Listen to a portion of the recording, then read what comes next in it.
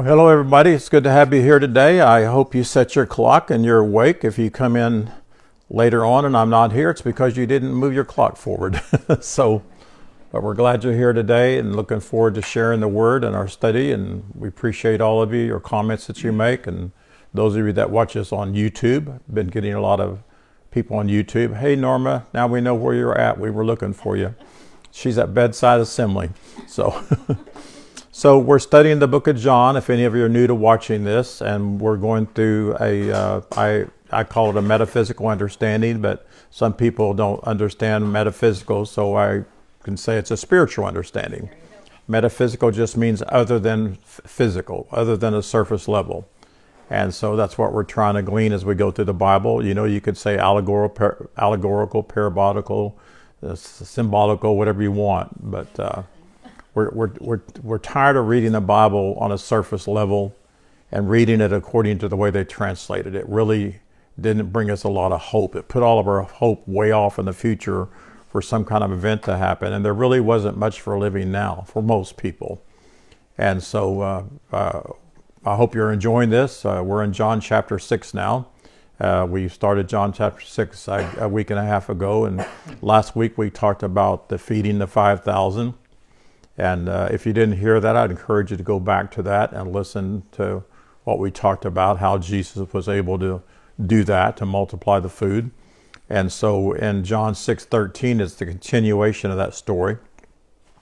It says, therefore, they gathered them together and filled 12 baskets with fragments of the 5 barley loaves, which remained over and above unto them that had eaten. Then those men, when they had seen the indication, which is the real meaning of a miracle, that Jesus did, said, this of a truth, that the prophet that should come into the world. So that sentence right there is typical of most religiosity, is they're wanting to see you do something to prove who you are. You know, and over, Jesus was asked for signs all the time. You know, you can go through the other Gospels and they wanted to see a sign. And I remember a friend of mine told me years ago that if your church isn't full, if your church isn't full, then you don't have a vision for your church, and they would justify that. And so people are always looking for signs and wonders. And another thing Brother Garner used to talk about is how they always said, how many people do you have coming to your church? And so your success was based on numbers of people. Hi, Ali. Good to see you, baby. So in modern commentaries, verse 13 and 14 here, they don't receive a whole lot of attention. You can't find much to really explain anything about it. But there's a lot of valuable insight into this leftovers, if you would. After everyone had eaten their fill, then they had 12 baskets full. And this imagery here can help us understand that as we become more aware of our spiritual abilities, we enrich all 12 of our divine faculties. I've talked about that for you a lot. And so those 12 basketfuls can speak of that. And our divine faculties are available to us, and they need to be enriched, if you would, by us using them and function out of them. So when our thoughts align with the spiritual law of abundant life, we recognize that spirit, often referred to as breath, source, or father, exists within every one of us. And we know that, but it's good to speak it over and over again. A lot of new people come to our teachings. But the truth is, we say it a lot, but sometimes as we go through our day-to-day life, I wonder how much we really are living out of that fact that spirit abides within inside of us and that we are spirit. We're much more spirit than what we think that we are. And so this imagery is important for us because it makes us become aware that we have spiritual abilities and we can function out of who we are. So when our thoughts align with that spiritual law here, then we realize the I exist, I guess we could say, is in us. Hi guys, it's great to see you. So go ahead and get your coffee, whatever you want. But while we're one with this source, it's important to note that understanding our potential from an objective standpoint is one thing, but when it becomes a subjective, then it's something that's unique to us and we can function out of our source. I've heard people say, well, I know that's true, or I know this is true, but, but there's no but to it. If it's true, it's true, and we can live out of that. And so what it does for us is at this time, or this event, Peter had a basic understanding of his potential in a general sense. And I think about this all the time. How often have we come and we've heard all these truths about who we are, and we understand that we're spiritual, and we understand that we're powerful and all that, but is that objective or is that subjective? Because objective is knowing something's true, but subjective is when you're experiencing it, and it's personal, and it is something that's yours. And I think about that a lot because I grew up in church all my life, and we went to church Sunday after Sunday after Sunday. We heard all this good teaching and everything, and then Monday morning we get up and we just go back to our lives and we don't live out it whatsoever. We still get back into the fear and all the other stuff that goes on. But it's important for us to understand this. And so Peter really never discovered this deeper potential that he had until Jesus actually had left. And he had been crucified and he died, and then he resurrected himself, and then he came back and he taught these people. That's when he began to realize it. That's when it became a driving force. And that's what I hope that we continue to see as we continue to go through our studies, is that the Logos is inside of us is a driving force. And it should be the power behind everything that we do. Not just my abilities. I have a lot of abilities, but my driving force is that I am spirit, and that the very breath of God is inside of me. So a metaphysical understanding of gathering these fragments. Last week we talked about Jesus feeding the 5,000. And so right now we're where they were gathering the fragments. So the gathering these fragments kind of have 5 layers to understanding them.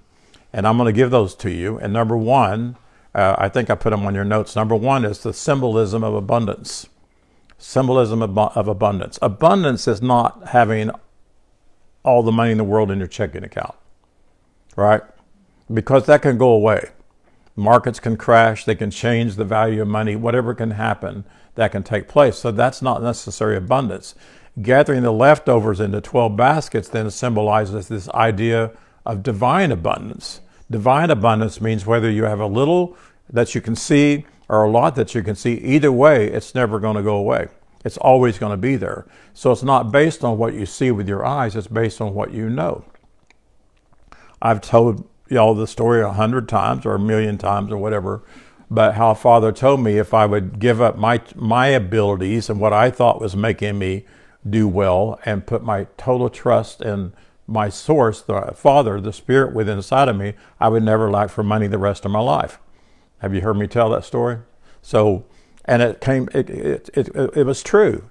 And I tell people all the time, if you looked at my checking account, you looked at my one CD that I have, you would think, well, Roy, you don't have enough money to make it. And your Social Security, they tell you that you have to have $1 million. Now they tell you that you have $2 or $3 million to retire. That's not necessarily true. And when you realize this abundance, and I trusted Father for that, I just relaxed.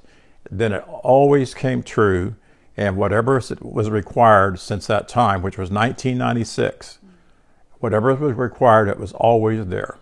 And after a while, Donna began to believe it because she didn't hear it herself. I told Donna. So Donna used to say, honey, you need to go to work and make another sale all the time. But finally, we both realized that there is a true supply. And it's not just money. That's just where I was at. But there is a true supply for health.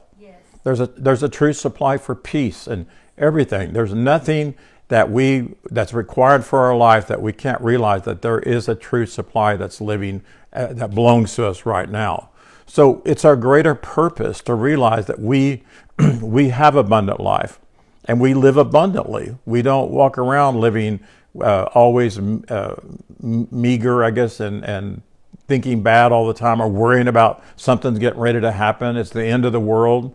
Just like in our political system and other systems, there's so many people afraid today, and they think it's the end of the world. It's just, things aren't going to work out for us. But the truth is, we're always going to be here. And it's just depending on your faith as to what your experience is going to be. So it reflects the idea that all that's required for life is abundant, and it's ever present, and it's enabling us to trust in this provision of our spiritual resources. And Kay and I wrote 2 books called Living Out of Our Spiritual Resources, and they're powerful. And when we begin to teach that, it really changes a lot of people's life, because we have a resource, and we don't have to go to other people to depend on them to be our resource. And the next one is unity and integration, which means to mix. And so the collective of the fragments that they picked up, they symbolize the mixing of the aspects of our lives. Each basket can be seen as a vessel for holding our experiences, our lessons, our resources, and yes, again, our divine faculties. We have 12 of them. I mention them to you all the time. They also, 12 represents completeness and unity in the biblical numerology. And so we have completeness. We have unity with one another. We have unity with our Father. And so also it helps us when we realize this, that when we have struggles, which we do sometimes, but also during joy and sometimes during challenges, we realize that wholeness is our existence. Wholeness is fundamental to our spiritual journey, that we are whole, we are perfect, we are one with Father. I was thinking about this yesterday when I was doing some writing, and when I talk about how we are sons of God, and also say we are daughters of God and everything. But I think we're more than that. Because if if Carl's my dad, I always used to say he's my dad. I think he'd be a great dad. He's not that much older than me. But if Carl is my dad and I see myself as son, then I see him as greater than me, right? So I think sometimes when we say, well, we're sons and daughters of God, or sons and daughters of spirits, or whatever, there's a tendency that we can still say we're less than, but the truth is we're one. And I was thinking about this morning. When animals give birth to their babies, they're giving birth to them. A bear gives birth to a bear, they're giving birth to a bear. So there really is no difference. Yes, biologically, yeah, that's the dad and that's the mom, but DNA, we're the same, huh? Child. So in our divine nature activity, if you would say, we are the same. I'm not saying that I am God Almighty, but as God is, I am. And that's something that's important for all of us to understand. And then number 3 is transformation and renewal. So the remnants of the meal can also signify transformation. What remains after this event, it's for renewal, it's for regeneration of lives. And just as the leftovers, they have this collective, they have this value, and they represent experiences that we have. And experiences that are deemed not successful can be successful. You know, when you look at just a little bit, just like when Jesus said, where are we going to get food for these people? Because he wanted Peter to recognize that he was thinking material. You know, he was just thinking about the money that they had, and he said there wasn't enough money. And then when the little boy came out with the bread and the fish, you know, most people look at that and say that's impossible. But Jesus was not limited by impossibility, because he lived a life of thanksgiving and a life of gratitude. And that's what we saw last week that caused him to be able to do that. When I was studying, I was looking for some really magical things that like raising my energy and all that stuff, but it just says he gave thanks, and that's all he did. So when we live a life again of gratitude and thankfulness, true supply will always be there. It will. And sometimes it takes a while to practice living that way, but when your gratitude is very important in life. And then faith and participation. Faith and participation. The gathering of the baskets reflect this participatory, I can't even talk today, participation in this aspect of faith in Father's faith. We have to participate in that. We have to realize that Father has faith in us, and we've got to participate in that faith, not my faith in me alone. Because if we do that, then it's based on what we do or what we don't do. And I've told you many times, my mom used to say the reason I was blessed is because I did this and this, and she had this big list of stuff. And it's not. We're blessed because of Father's faith in us. So the disciples play a role in both the indication and in the gathering of the leftovers. And it's important for us to understand that there's this interaction between the spiritual and the visible. And it encourages us to take an active role in our spiritual lives. It's something that we don't just do it on Sunday morning. And we had a really good sermon today, and it was really good. But moment by moment, every day, we need to be actively conscious that we are spiritual and be active in our spiritual lives, and also be willing to be for withdrawal to be placed on you by other people. And if you wake up in the morning and you feel horrible about the day, and you begin to count not your blessings but your problems and all that stuff, then you're not going to participate in your spirit life, and then you're not going to be able to help anybody else.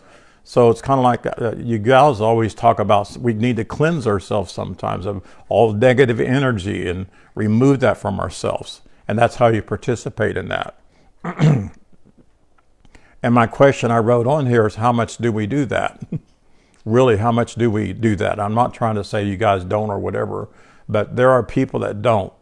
There was times in my life where I went to church on Sunday, had a great time, and Monday through Friday or Saturday, it was just back into that mundane, carnal, material life, not a lot of feeding myself spiritual food, and then back to Sunday needing a revival.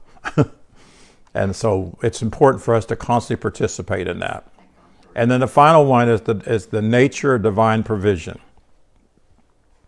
The act of gathering represents the conscious awareness that divine provision is ongoing. Yes. It's always there. The full baskets indicate there's more to experience and receive than is immediately apparent. Sometimes you look at something that may not be apparent, but some people can say, well, that guy's really blessed. Well, maybe he is, maybe he isn't. Maybe he just got a big paycheck and got, a lot of money, and he's doing something or whatever, but he's depending on that paycheck only. And when that paycheck goes away, then he's not experiencing blessings. But a person that's blessed is to realize that they were blessed from the foundation of the world, and that blessing is not based on what you do or don't do, right? Whether you line up with religious rules or regulations or whatever. So it encourages the belief that even in a seemingly limited circumstance, which mean maybe not enough money or whatever, that we realize that there is a reservoir of spiritual nourishment that's always available to us. And it has to come to the place where we know, and that we're willing to seek it out and acknowledge that it ever flows in our life. And we don't need more to see, we need to know it never runs out. That makes a big difference. I was talking to somebody the other day and told them about how we were teaching and how Elisha blessed that lady. He asked her to make her a meal of bread, and she didn't have much meal and didn't have much oil, and she did it anyways, and because of that, he blessed her, and that oil container never ran out. It wasn't at the top, but it never ran out. And this one guy said, well, why didn't she just go tell everybody to bring a whole bunch of vessels in and fill them up so they would always have it? And I thought, you're not getting it. You don't need 50 million bottles of oil. That one bottle will never run out. That was the picture of that there. So we don't need to believe these things. We don't need to see $1 million in our checking account, right? We don't need to have the most expensive, beautiful car in the world to realize that we're blessed. We just have a car. We have a vehicle that gets us around. All right? Now, walking on water. Did he walk on water or did he not walk on water? It doesn't matter. Right? The lesson's not in the indication. The lesson is what the indication points to. And we've told this, I don't know if y'all have heard this before, but the word miracle actually means indication. So a person living out of their spiritual resources, the life that they live is an indication of that. It's not just a miracle, because a miracle seems to be something that just shouldn't happen. So let's read this, John 6:15 through 21. When Jesus therefore perceived that they would come and take him by force to make him a king, he departed again into the mountain himself alone. And see, that's what they thought he was here for, right? And so they saw these signs, oh, he's our king. And so when evening was now come, his disciples went down under the sea, and he entered into a ship and went over the sea towards Capernaum. And it was now dark, and Jesus was not come to them. So in other words, he didn't go with them. And the sea arose by reason of a great wind that blew. So when they had rowed about 25 or 30 furlongs, they see Jesus walking on the sea and drawing nigh unto the ship, and they were afraid. But he said unto them, It is I, be not afraid. Then they willingly received him into the ship, and immediately the ship was at the land whither they went. So that's a pretty amazing thing to happen. But that by itself is not going to help us, right? I've heard people say a lot of times, he said, man, I can't wait till we can walk on water. Well, we don't need to walk on water. We have really nice boats today. But the attempt of the crowd to make Jesus king represents this carnal tendency to seek external authority or material solutions to spiritual struggles. And the idea that spiritual leadership and guidance must come from an inner realization, a lot of people don't understand that. A lot of people still today, when we say go within, they don't understand what it means to go within. But this idea is important for us. Jesus' withdrawal to a mountain symbolizes this necessity to personally connect with Father. And as I've told you before, every time somebody was called up to a mountaintop, it was to get along. It was to hear something. It was to hear spiritual truth. So in Western evangelical Christianity, what they've done is they've damaged millions of people by teaching them that Jesus is their king and that Jesus is their source.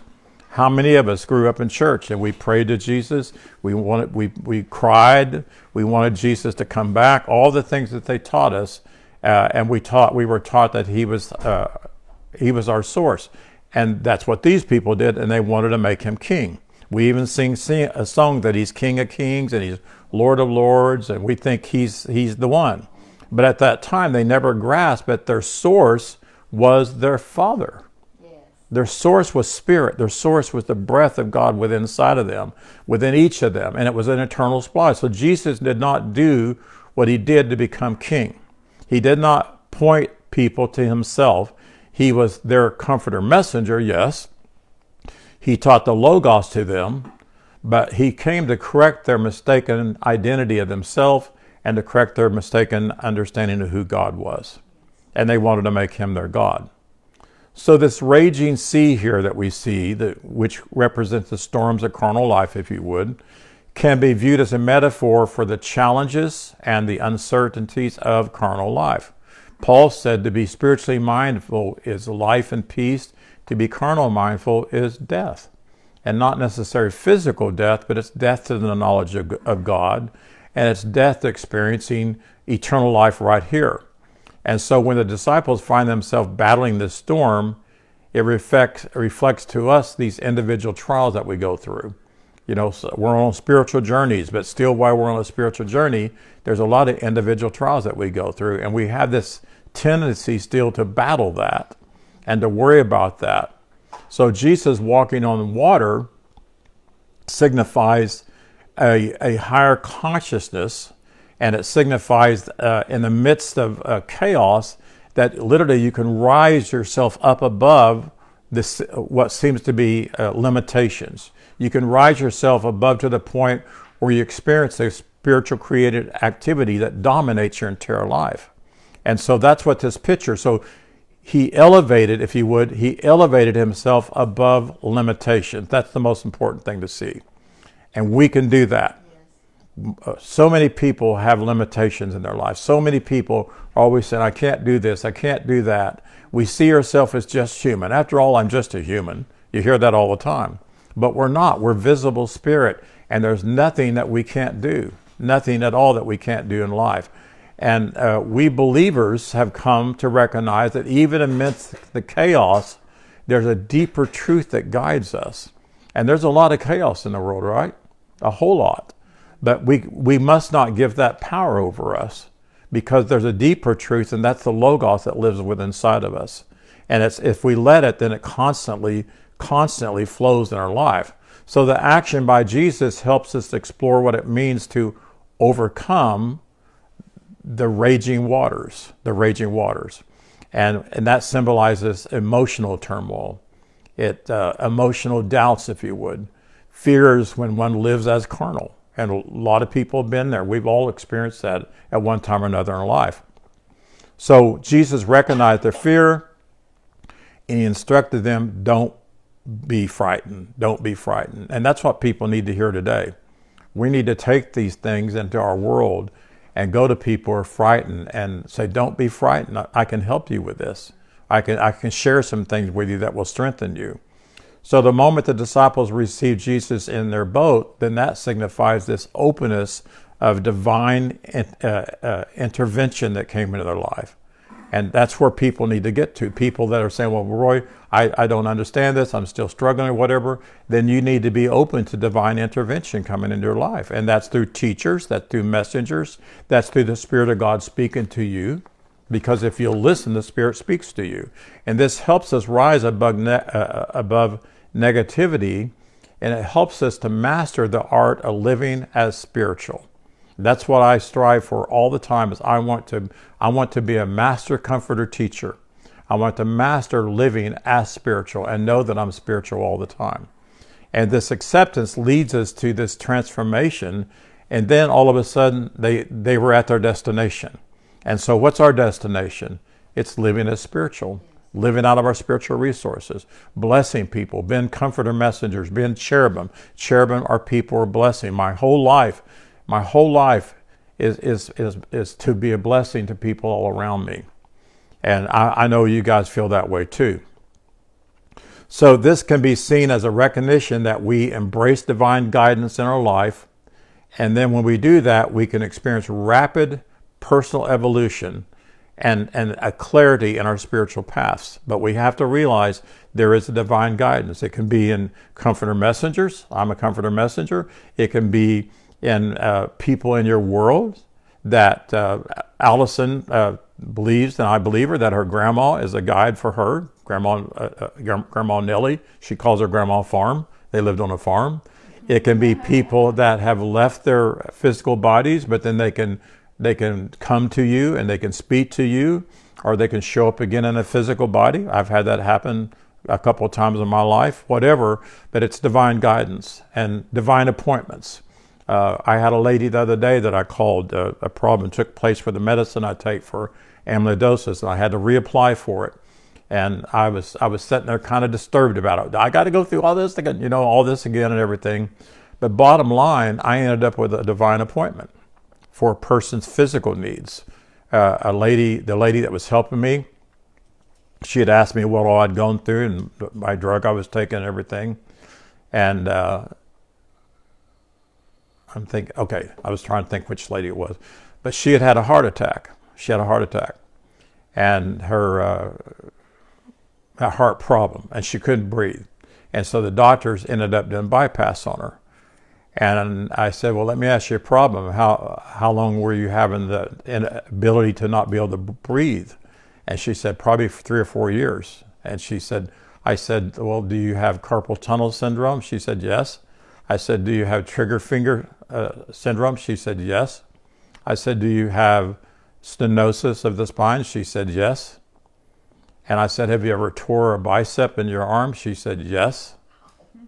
And I said, ma'am, that's the sign of amyloidosis and hypertrophic cardiomyopathy. And she said, my doctor's never said that to me.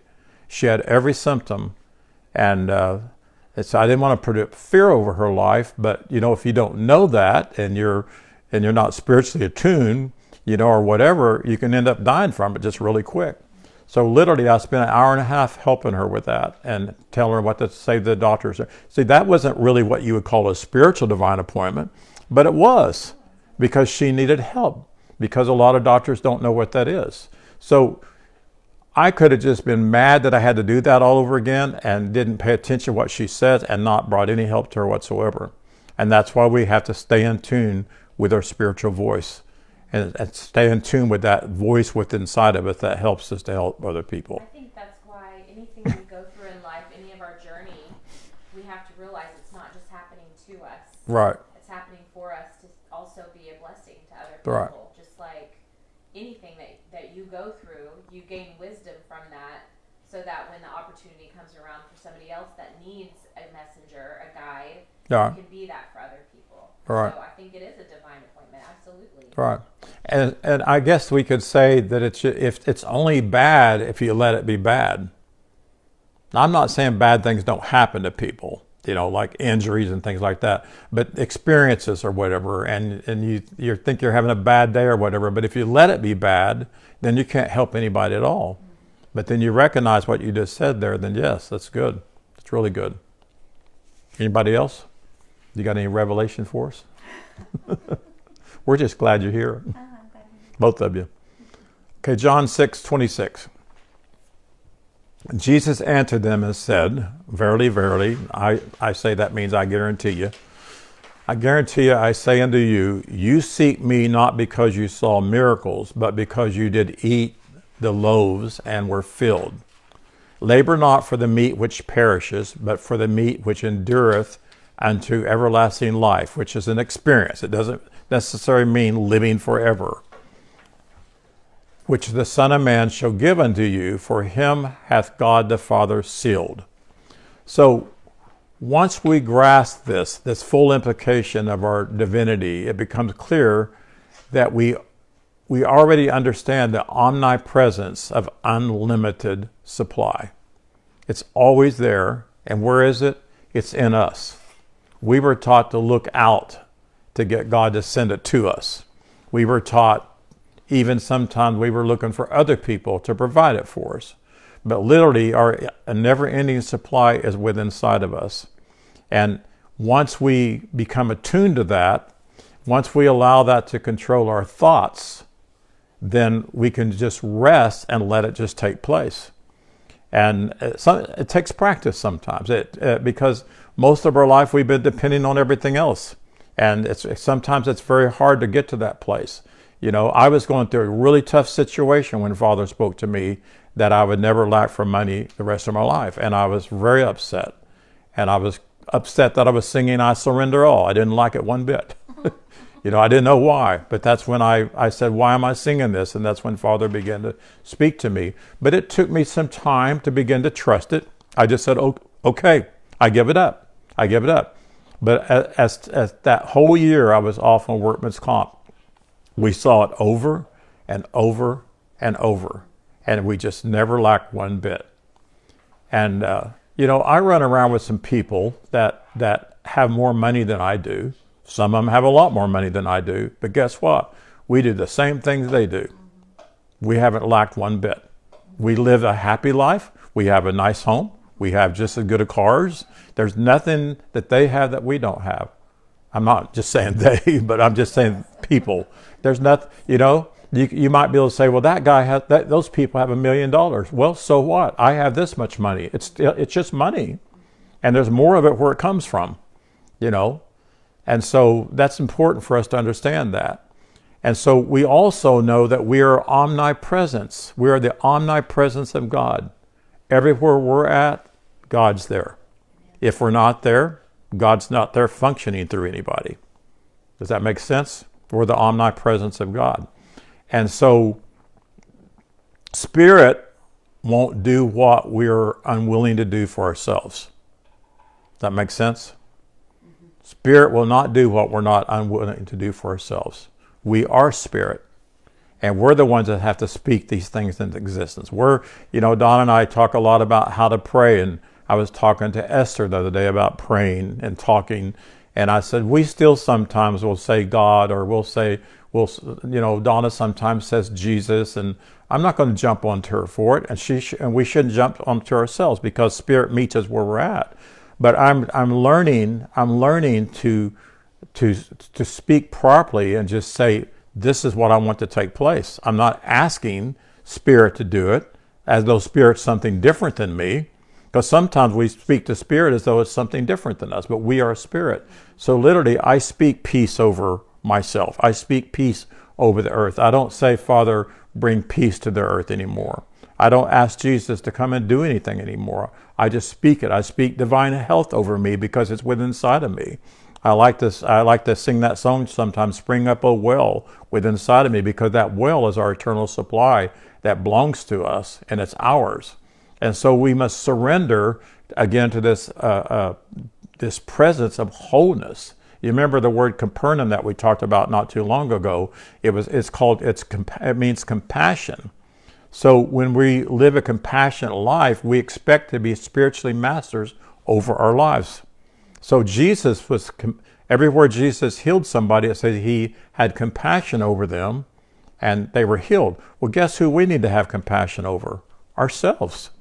Sometimes we're just really rough on ourselves and we beat ourselves up a lot. We need to stop that. We need to have compassion for ourselves. You know, have you ever hugged yourself? Steve, you ever hugged yourself before? Hug yourself right now. I want to see you hug yourself. Allie, make him hug himself. Sometimes we need to hug ourselves and say, I love you. And I value you. You're important. Without you, I would be nothing. That's a good one. But we need to have compassion over ourselves. I have a doctor that I'm going to be seeing next week. I won't do it, but I would like to talk to him about how Jesus had compassion over people and healed him, because I don't sense much compassion from him at all. But doctors really need to be compassionate, but they see so many patients. They just, well, I don't know. Some of them get tired of dealing with people. Yeah.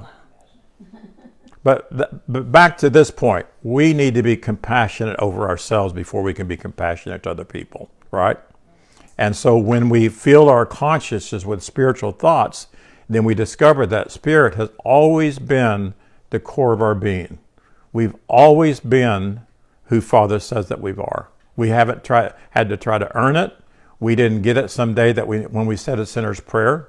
You know, I have people tell me all the time, they remember the day they got saved. They always remember the day they got saved.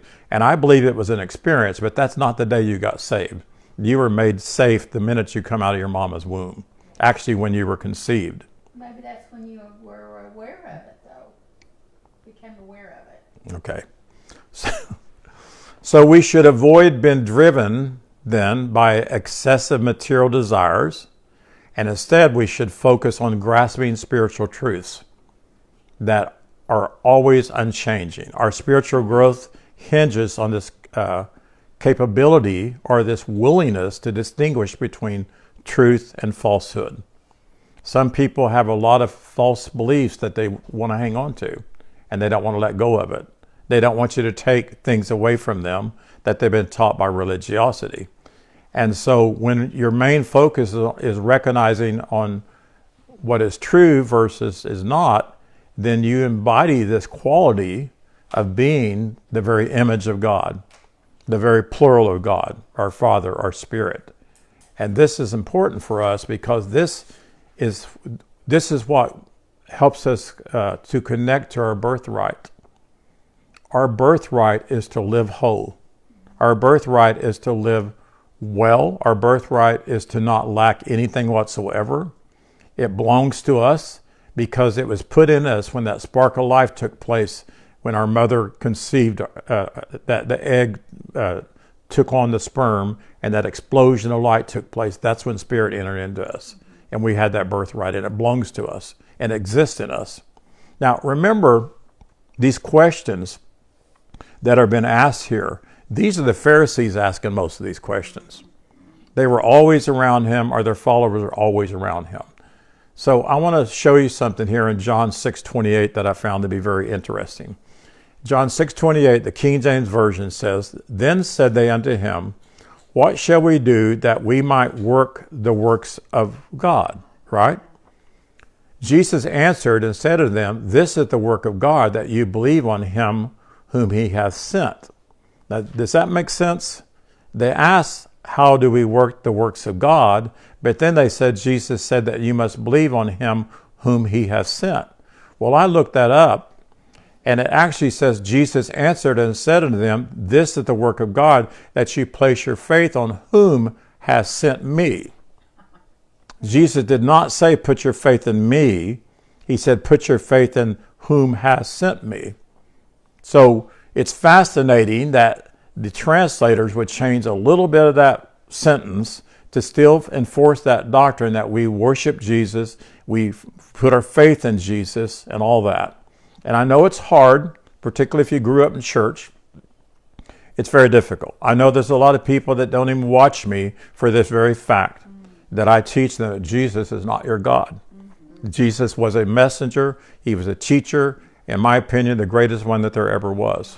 But when you go through the verses and you can see this, it's very plain that they tried to make Jesus a God, just like they made Mary holier than everybody else. And we pray to Mary, and it always amazes me. I mean, I've been doing this since 1988, translating Scripture, and it just blows my mind what I've found.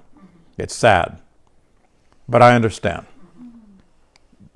So, in this instance here, the inquiry was about how to engage in the divine. That's what they were asking. How to engage in the divine.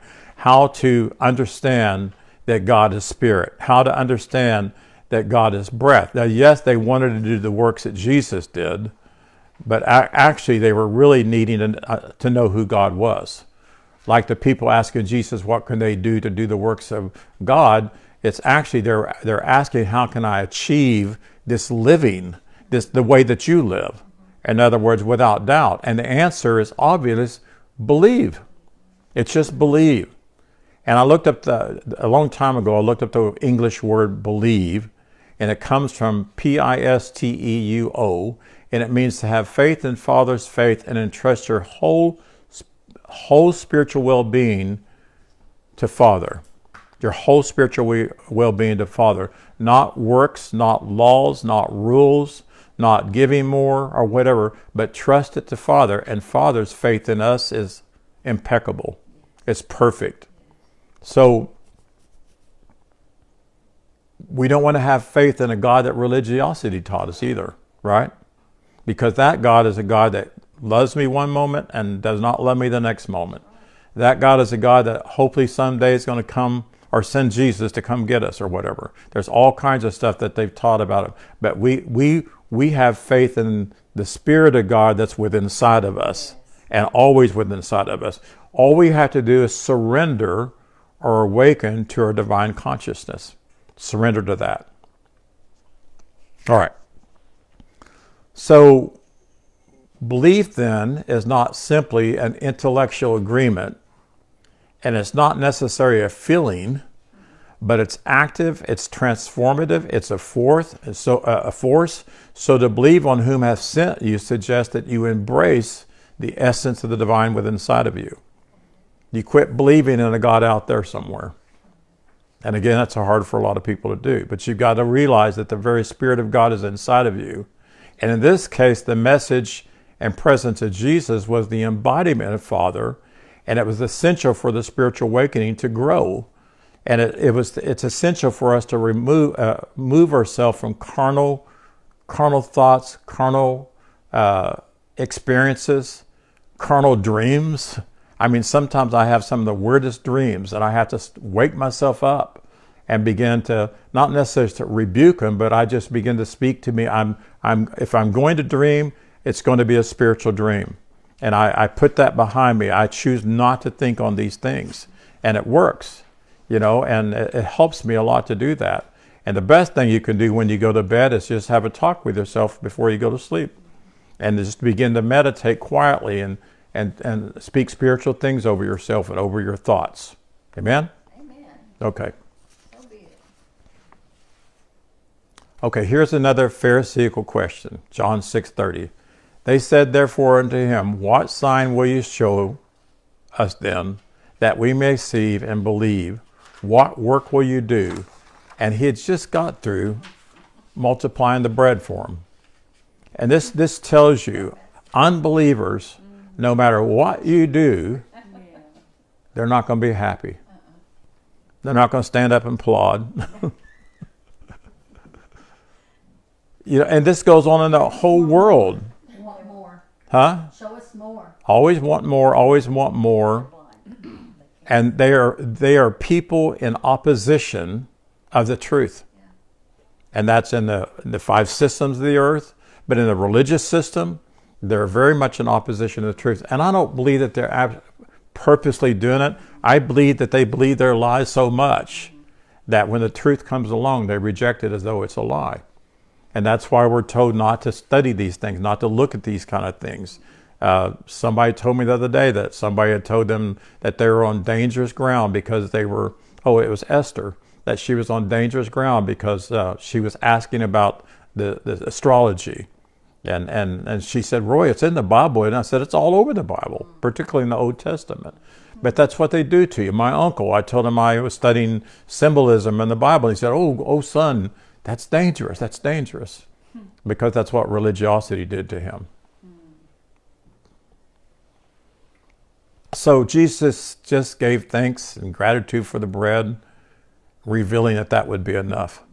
That was it. We talked about that last week. But what else did they need? I mean, we see this, and it's a struggle because people still want to go to places where they see signs and wonders. I remember there was a pastor, I love him very much, but he used to blow on people. And now that I think about it, well, the breath of God is, you blow, but he would blow on people and they would just fall out in the spirit. And, you never heard of that? No. Oh, yeah. That was a regular Sunday night in my childhood. You want me to Blowing blow? on people? Yeah, come here. I brushed my teeth. That was before COVID. But it happened all the time in the church. But Before COVID. he started it first, and then a lot of other ministry began to do it. And In the spirit. they would, all of a sudden, crowds begin to go. Hundreds, thousands of people would go. In fact, me and Donna went to one down in Dallas. And so then he would blow whole sections of the auditoriums and every one of them would fall over. But they believed it. They believed it. They expected it too. But the thing is, then, How were they falling over? huh? Conditioning. It's a conditioning. But sometimes you feel so strong that you do. I mean, I felt one time when somebody prayed up for me because I just felt the Spirit so strong I just couldn't stand up. But then I had another time a lady was trying to push me down and I wouldn't let her push me down. I told her, I'm here, I need a word. I don't need to be knocked down. I was going through some kind of struggles. But then there's all kinds of stuff. There was the Brownsville revivals. And it was in Florida, but you had to go to Florida. You had to go to Florida to get healed. And my pastor told me, he said, a bunch of us are going to go down there. And I said, well, why can't I receive healing here? But that's what the church world has done. And I'm not mocking them because that's where they were at. But we never were taught that it's within. And then you begin to try to tell people that, they get mad at you. And my pastor got upset with me for saying that. And that's why I repeat myself so much over and over and over, because it is within. Everything we need is within us. And we must embrace that, because when we embrace that, that allows the spiritual energies to begin to flow through you. And then you begin to experience it more and more and more. And then you begin to say, you know what, this is real. Yes. And we begin to live that way. So Jesus answered, they continue to speak to Jesus even more in verse 31. Our fathers did eat manna in the desert, as it is written. He gave them bread from heaven to eat. What is heaven spiritually? It's an awareness. It's a heavenly awareness. It's not a place up there anywhere, but it's a heavenly awareness. And so then Jesus said unto them, I guarantee you, I say unto you, Moses gave you not that bread from heaven. In other words, he didn't feed you spiritual truth. That's what he's saying here. But my Father gives you the true bread from heaven, for the bread of God is that which cometh down from heaven. If you noticed, I drew a line on your notes where it says he which. It doesn't say that.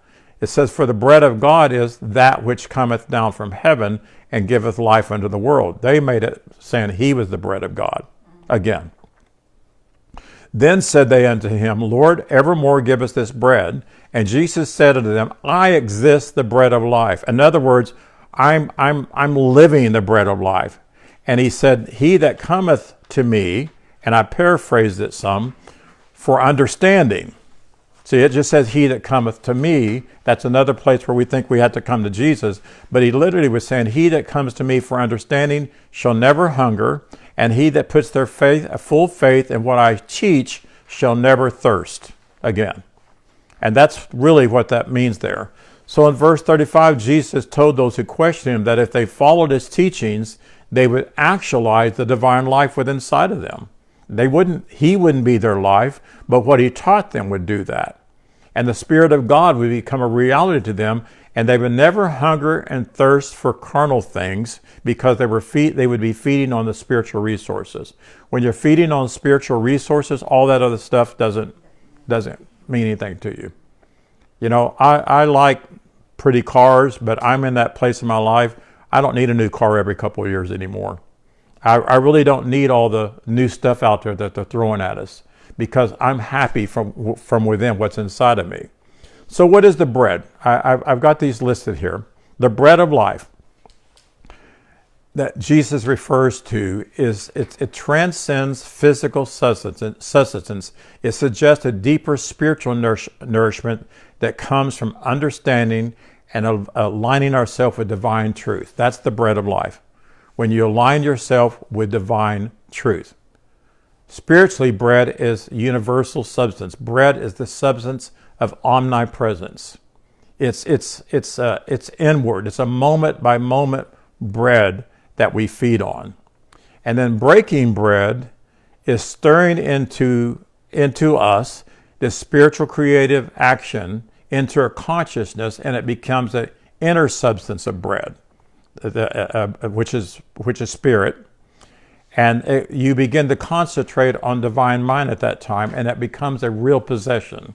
So breaking bread is doing that to the point that it becomes a possession.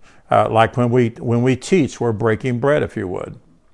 And then in Acts 2:24 it says, and they continued steadfastly in the apostles' teachings and fellowship, and the breaking of bread and the spiritual conversations. So I don't think they were actually breaking physical bread. I think they were going over the spiritual understanding of the Word of God, and they were conversing and speaking about things that Jesus had taught them. Because Acts was the record of when they began to live out of their spirit. That's when they began to do mighty works. And then the bread of heaven is the descent into your consciousness, or our consciousness, of spiritual ideas that are manifested as manna. And it feeds us, it refreshes as an eternal supply. And Jesus said this, I have meat that you know not of. We talked about that in John chapter 4. What was that meat? It was spiritual understanding. It was spiritual wisdom. It was spiritual knowledge. And then bread of life, these are all in the Bible.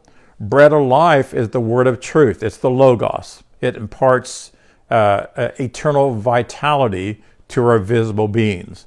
Jesus was a living example of the Logos, and so should we. And so that's the bread of life. When you're feeding on the Logos, that's what allows the life of spirit to flow through you and be active inside of you. So Jesus consistently sought to cause these Pharisees and these Sadducees to awaken to spiritual truths, but they refused to listen to him. They refused to pay attention to him, just as the Israelites needed to look beyond their physical problems. The Pharisees refused to look beyond their religious belief systems. And that's why I mentioned this, I guess, last week, but Jesus wept. He looked out over Jerusalem and he said, I've sought to bring you under my wings, under my teaching. Wings represent voices. To bring you under my voice of truth, like a mother would bring the chicks, but you have refused me. And that's what he was there for, and he was hungry for that. And so this shift in perception can lead us to moving from reliance again on the material world and relying on that which is spiritual, and that's what we're after. So in closing, in Scripture, Jesus never taught people to come to him to get anything. Never. And that makes people mad, doesn't it? We're wasting our time praying and asking Jesus to bless us or to do anything whatsoever. And as I said, I believe Spirit meets us where we're at, but we need to realize that we have all things that pertain to life and godliness already. What I do is I study the words that Jesus said, And then I make them applicable in my life and hopefully in your life too. That's what I want to do. But then I can say, spring up, O well. Whatever it is I think I have need of, I can say, spring up, O well. It's within inside of me. And the Bible says we have all things that pertain to life and godliness. So that life is our visible part of the world and the godliness is our spirit. So we have everything. There's nothing that we lack. Now, if you look with your physical eyes and you're basing your life on how much you have, then you're going to have a sense of lack, and that sense of lack is going to rob you. And even Paul said one time that we were alienated from God in our minds, or actually in our awareness. So if you ever think you're separated from God, it's just in your awareness. It's not true. If you ever think you don't have enough, it's just your awareness. It's not true. Now, that doesn't mean that you go out and write a check for $1 million. Don't do that. It doesn't mean that you just say, okay, I'm going to go get this and this, and you can't, you really don't have the physical funds there to take care of it. But some of these things that we think we need, we don't need. We think we need, but we don't need, because there is no need. Everything that we have is supplied for us. I know in the natural we think there is, but I'm just saying once we get to this place where we know that we have no need, then that opens the door for everything to begin to show up. Am I making sense there? That's what opens the door. And yes, it takes some time. We have to correct our belief systems. We have to correct the way we think. We have to cast down vain imaginations. And how do we cast down vain imaginations? By speaking the truth. And so in this manner, if they would have believed this, they would have never again hungered or thirst for any teachings of religiosity. They would have never hungered for the Mosaic law. They would have never had a sense of lack. The spiritual bread Jesus taught of was a never-ending supply of abundant life, and it always satisfies that hunger within. It always satisfies. Amen? I hope that helped. I wasn't struggling. I was just stumbling on my words. I think you said, when you taught us about what did Jesus do, where did all this food come from, out of 2 fishes and 5 loaves? Where did all this food come from? Right. And you said, what did he do? Well, he gave thanks. Now, he didn't look at what they had. He looked at at who he was, or who God was, or whatever you want to say. Right. And in giving thanks, all of a sudden his focus changed from the lack. Right. Everybody looks at what they don't have. Right. I mean, that's just a natural thing that they do. Yeah. And gratitude shifts you so much in your focus that all of a sudden you see who you really are. And like you said many times, you don't need what you don't have. Right. You're Right. looking at that, saying, I got to have that. No, you don't. No. Or you No, can you at don't. least get by. No. Well, I mean, you don't. Until it does It's come. not a need a lot of the time. It's just a want. Right. It's just a want. Well, So, you guys wasn't here last week, but what I was telling them last week, I was really excited about teaching on the feeding the 5,000 and finding the metaphysical understanding of that. And I was thinking, wow, I'm going to find this really awesome thing that Jesus did, how he raised his energy level and all that stuff. And so I'm kind of going through my research and stuff. And then I looked at it and I thought, okay, what did he do? And so I began to read it, and it said, and Jesus gave thanks. He's thankful. It's that simple. And I just heard, don't look for anything else. That was it. And so if you feel like you are lacking in anything, just begin to give thanks and live a life of gratitude. And that's a key that will open the door to all kinds of things that you already have. You already have. I tell you guys all the time about, I'll have a thought about something I'd like to have, and it just shows up all the time. Sometimes, one day, the other day, it was funny. I've given away a lot of my clothes. I have way too many clothes. I love clothes. But I guess about a week ago, I was thinking I need a shirt and a certain color and pattern that I thought I'm going to go look and see if I can find one. And so I was in my closet and I hung something up and I moved the clothes over, and there it was right there. To me, it was a real picture. I already had it. But that's the way everything is. Amen. Thank you, Mary. I love you. All right. Well, appreciate you guys being here, and I hope you will glean on this. If you want to be on the transcript group, make sure and write me, and I'll send you out the transcripts where you can read these again.